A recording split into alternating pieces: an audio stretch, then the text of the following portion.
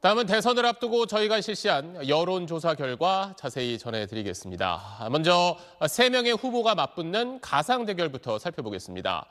이재명 대 김문수 대 이준석, 또 이재명 대 한덕수 대 이준석. 자, 이렇게 두 경우 모두 이재명 후보가 49%의 지지율로 20%포인트 안팎의 우위를 보이는 걸로 나타났습니다. 먼저 박석영 기자입니다. 만약 이번 대통령 선거가 3자 대결로 치러진다면 누구에게 투표할지 물었습니다. 이재명 민주당 대선 후보와 김문수 국민의힘 대선 후보, 이준석 개혁신당 대선 후보가 가상 대결하는 경우 이재명 49, 김문수 27, 이준석 6%로 조사됐습니다. 투표할 후보가 없다, 모르겠다, 무응답을 합한 부동층은 17%였습니다. 이 후보와 김 후보의 격차는 22%포인트로 오차범위 밖에 있습니다. 김 후보를 한덕수 전 총리로 바꿔서 3자 가상 대결을 조사하니 이재명 49, 한덕수 30, 이준석 6%로 나타났습니다. 이때 부동층은 15%, 이 후보와 한 전 총리는 19%포인트 차이를 보여 역시 오차범위 밖입니다. 이념 성향을 중도라고 밝힌 응답자 360명만 따로 살펴보니 각각 이재명 56대, 김문수 19대, 이준석 8%였고 이재명 56대, 한덕수 21대, 이준석 8%였습니다. 이번엔 김문수 후보가 포함된 3자 대결부터 연령대별로 알아봤습니다. 이재명 후보는 20대 이하 30대, 40대, 50대에서 김문수 후보는 70세 이상에서 오차범위 밖 우위를 보입니다. 60대 지지율은 두 후보 차이가 크지 않습니다. 이준석 후보는 20대 이하와 30대에서 각각 19, 15%로 조사됐습니다. 권역별론 이재명 후보가 TK를 제외한 모든 권역에서 김문수 후보보다 앞서고 김 후보는 TK에서만 이 후보보다 지지율이 높게 나타납니다. 한덕수 전 총리가 포함된 3자 대결의 경우 연령대별로 보니 이재명 후보는 20대 이하 30대, 40대, 50대에서 오차범위 밖에서 우위, 한 전 총리는 70대 이상에서 오차범위를 넘어 앞섭니다. 60대 지지율은 혼전 양상입니다. 이준석 후보는 20대 이하와 30대에서 각각 17, 13%를 기록했습니다. 권역별로는 어떨까? 이재명 후보는 서울, 인천, 경기, 호남, PK, 강원, 제주에서 한덕수 전 총리는 TK에서 앞섭니다. 다만 충청에선 두 후보 모두 39%로 팽팽합니다.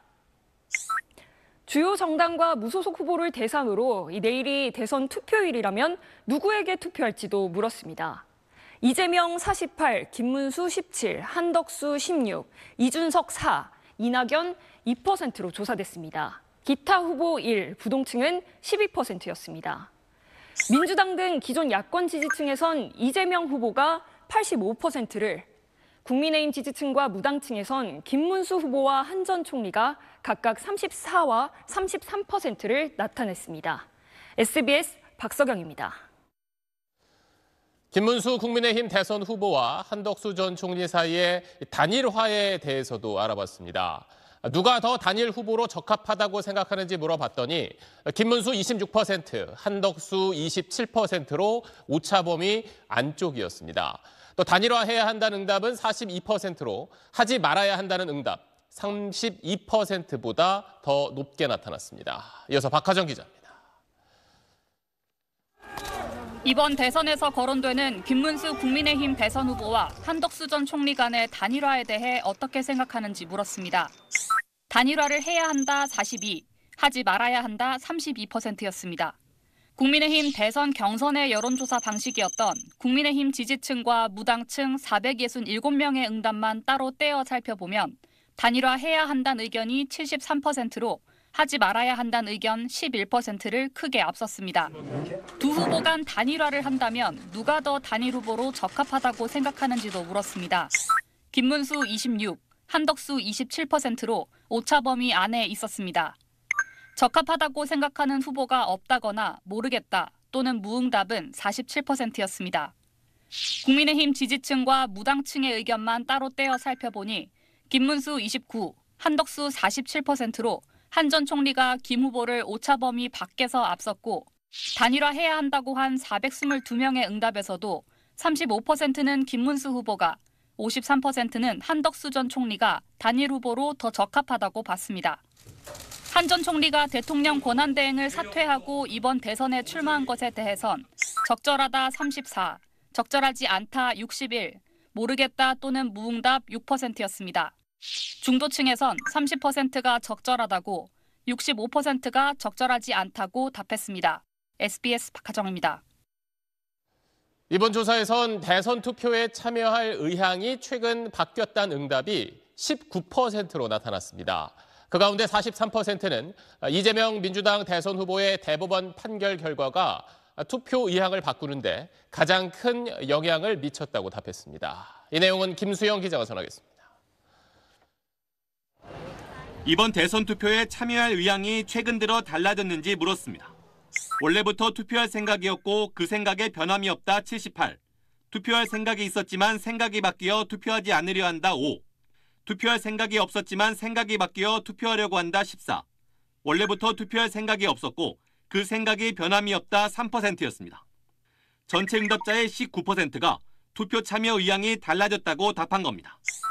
지지 정당별로는 민주당 지지층에서 12, 국민의힘 지지층에서 25%가 생각이 바뀐 걸로 조사됐습니다.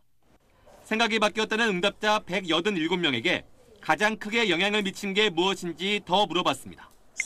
이재명 민주당 대선 후보에 대한 대법원 상고심 결과 43, 한덕수 전 대통령 권한대행의 사퇴와 대선 출마 13, 주요 정당의 당내 대선 경선 결과 11, 주요 대선 후보들의 단일화 가능성 4%였습니다.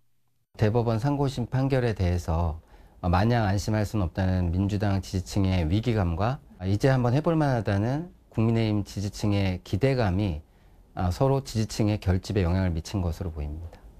바람직한 대선 결과를 물어보니 기존 여권의 정권 재창출 36, 기존 야권으로의 정권 교체 56%로 나타났습니다.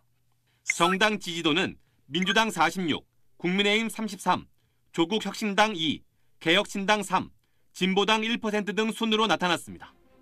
이번 조사는 SBS가 여론조사기관 입소스에 의뢰해 지난 5일부터 6일까지 이틀 동안 무선 전화 면접 조사를 통해 전국 유권자 1,003명의 응답을 얻었고 응답률은 18.1%였으며 표본 오차는 95% 신뢰 수준의 플러스 마이너스 3.1%포인트입니다. SBS 김수영